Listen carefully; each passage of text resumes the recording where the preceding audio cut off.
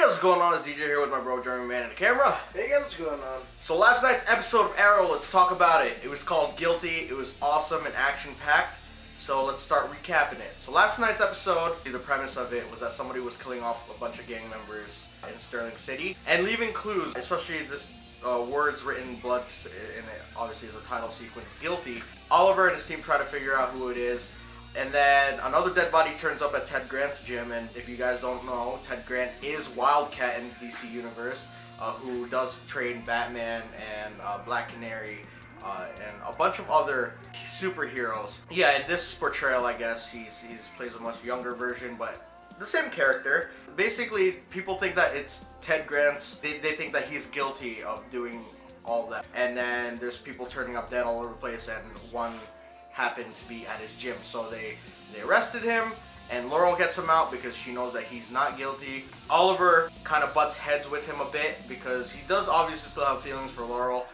It's shown that even though he seems to give the excuse that he's just trying to look out for her, that Ted's not who he seems. But it turns out that Ted was also a massive vigilante before Oliver had come back to Sterling, and that he had an apprentice named Isaac who was actually the person that was killing off all these gang members because they had tortured him when he and Ted had gotten caught following them years before. That's what happened. It's kind of like Roy having the Mirakuru in him and Oliver not being able to really help him. It was kind of like reminiscent of that to me. I don't know why. It just kind of reminded me of that. But the thing is, Ted kind of let his apprentice loose. He didn't, like Oliver said, he didn't believe in him. He didn't trust him. So that's why he became the way he was. That was the main story. And off to the side, Roy was fighting his own demons because he thought that he had been the one who killed Sarah because of these dreams he had been having that he thought were actually memories. And he admits it to Laurel that he was the one that killed Sarah because of these, because of what he and Felicity found out. All crap just hits the fan. Everybody just doesn't know what to do. John wants Roy to get off the team, and Oliver wants to keep him, but he's really struggling on what to do. But Oliver helps Roy discover that it wasn't actually him killing Sarah, but he did kill an officer while he was under the influence of Mirakuru. And it still hurt Roy because Oliver didn't tell him the truth, so he stormed off.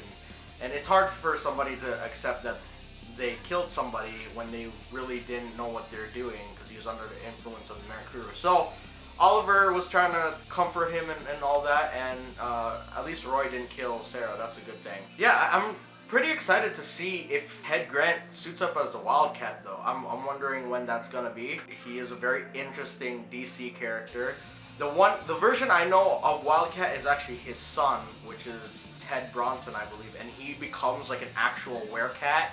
So he like actually transformed, whereas Ted Grant suits up and it's just basically like Batman but like a cat version. Yeah, I like how everyone's kind of having their little story arcs. Like in this one they had Roy kind of figuring out what's the truth behind it all, why was he dreaming that way, and for him to find out that it was a relief to find out that he wasn't the one that killed Sarah, but at the same time it's like, oh, he killed an innocent cop. And then at the end of the episode, they're walking, actually Isaac's arrested and all that. Two police officers are walking him out of the jail and or the precinct, and they get shot down by arrows. And what do you know? And another Easter egg right there. It's Cupid from the comics. She's actually yeah, she's a villainess, and if you guys don't know who she is, she basically obsesses over Oliver, and if you guys paid attention throughout the whole episode, you see her quite a few times before the end. You just have to really look around. I'll just say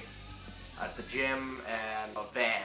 That's all I'm going to say to you guys, because I did pick that up when I saw the ending and I saw her face, and I was like, wow, she's been standing there the whole time, what a creeper. But she basically obsesses over Arrow, and that's what it looks like it's gonna be about next week, because it had all these like weird like fantasy like sequences, and she seems to be really obsessing over him, so I can't wait to see that one. Yeah, so last night's episode was pretty awesome. I thought that the storyline was pretty solid. Yeah, I'd like to hear what you guys think about it, and we'll see you guys in the next one.